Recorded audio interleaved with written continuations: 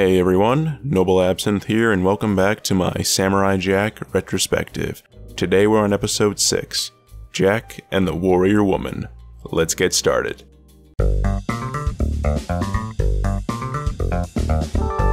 We're finally tackling this episode. I've already alluded to it in my very first entry in my retrospective, saying this one gave me cancer, but I actually find this episode in particular to be an incredibly important one. So let's get started on the overview. We start the episode off with the many different shots of an Indian bazaar. All types of interesting and different faces are to be seen here, and we get to see the typical day of the people, both charming and creepy. When shot this way, it isn't much different than if it were with humans. We then see our hero, who is shown in full garb. We still know it's him even when disguised because we literally had a few scenes prior of exaggerated aliens. So he still sticks out like a sore thumb. He's cloaked presumably to hide away from bounty hunters, and during this whole time I couldn't help shake a Star Wars vibe. He makes his way to a special shop where he presents a scroll he got from the Woolies in episode 4. The shopkeeper takes Jack into the back room and shows him visions of a sacred jewel that can help him return to the past, revealing that only a person of pure heart can use it.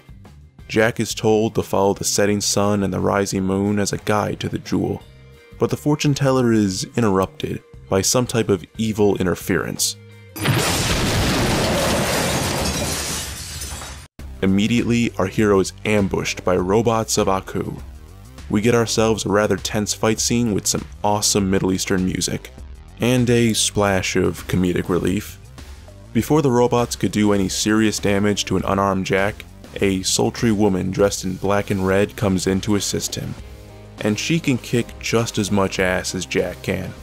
After destroying a few of the robots, Jack and this mystery woman escape on camels called Ukla. Hut hut hut! Yeah! No! Hut hut hut! Hut hut hut! Hut hut hut! Into the desert night, and they set up camp. It's here we learn of her name, Ikra. She explains to our hero that she was in the shop to gather information about a sacred jewel of magical power. This was the same jewel Jack was just told to search for. She tells Jack that her father was imprisoned by Aku in a magical ring of fire, and the power of the jewel can be used to set him free. She says that her journey took her 5 long years, and with the disruption she and Jack just did, she feels like it will take her even longer to get the information she needs. Jack believes her and wishes to assist her in her journey, and believes they can achieve their goals together. He tells her about following the setting sun and the rising moon, and the two of them go off together into the night as the moon rises. We then get ourselves a montage of them crossing the desert and meeting different types of obstacles and people, which both serve to keep the adventure lighthearted and to show their growing connection with one another. There are even hints of romantic interest if you really want to read into it. There's music that accompanies their silent stares into each other's eyes, and it speaks volumes. And there's also a scene of her nervousness at a male belly dancer while looking at Jack. Finally, our two heroes make their way to a small wooded area in the desert, and they find their jewel. It then tests their worthiness, checking their purity of heart. However, the two of them seem to fail, and because of their failure, they must face a guardian. It's here we're forced to accept the sick truth. Ikra transforms into a fast-moving bird, and then into a giant herself to defeat the monster and claim the jewel. Jack is shocked by her abilities, but overjoyed in her victory, and claims that his journey has finally come to an end. Only to hear the sound of the jewel breaking before him. Ikra laughs, and the tone of this scene shifts from a silence to the pensive theme of Aku, as she slowly transforms into the demon himself. Aku tells our hero that he had a dream, that Jack would use this jewel to go back in time and defeat him, so he wanted to follow Jack and destroy this jewel before it could ever be used against him. He took the form of an attractive woman to simply mess with his head. Aku then flies away in victory, and our hero lets out his rage. This episode gave me cancer, but it's one of the best in the series. It's so freakishly well done and has so much to it that there's literally nothing much aside from the reveal to complain about, and even that I shouldn't be able to complain about. It's really best the first time through because of the reveal. And while it might seem obvious in hindsight, the way Aku deceives our hero was so well done. What made Aku's performance believable is that he actually gives some lore and very convincing character moments with Jack. The way she introduces him to their camels, to the scene by the fire, and the various charming scenes of them helping each other out and having fun.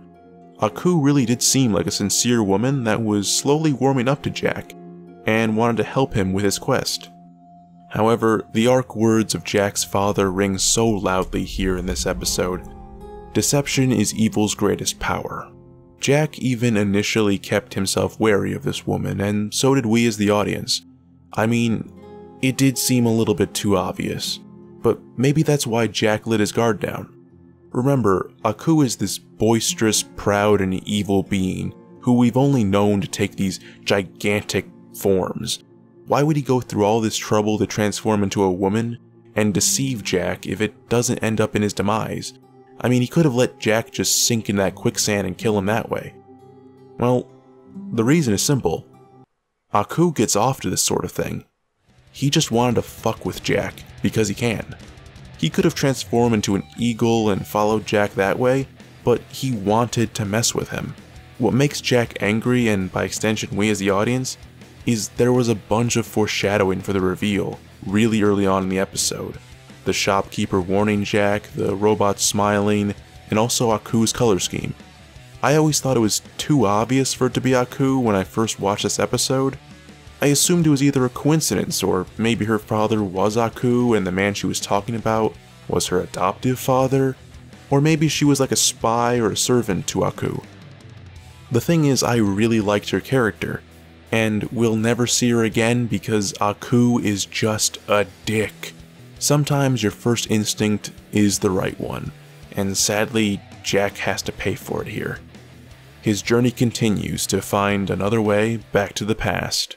I thought this episode was phenomenal. It had stellar music, great animation, and really good character moments. However, if you wanted me to tell you an episode where I just hated the ending but also loved it, this is the one. The reveal makes you feel slimy and wronged because the music shifts into this dark, foreboding sound, and seeing Ikra like this makes you go like, just please no.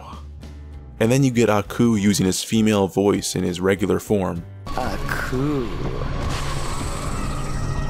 It's all kinds of fucked up, but it's genius.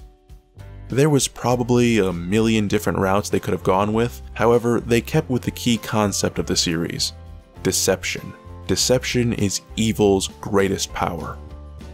And while I might feel wronged by the end of it, I think it's hard to argue that this episode was a real gem. Anyway guys, thanks for watching. If you like what you saw, please subscribe and tick that chime next to it to stay updated. You can also drop a like and share this video with your friends. I like to say that I read every comment, so please tell me what else you'd like to see on this channel and how I can improve this show in particular.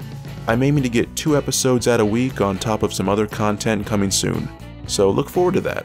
With that being said, I'll see you in the next episode. Peace.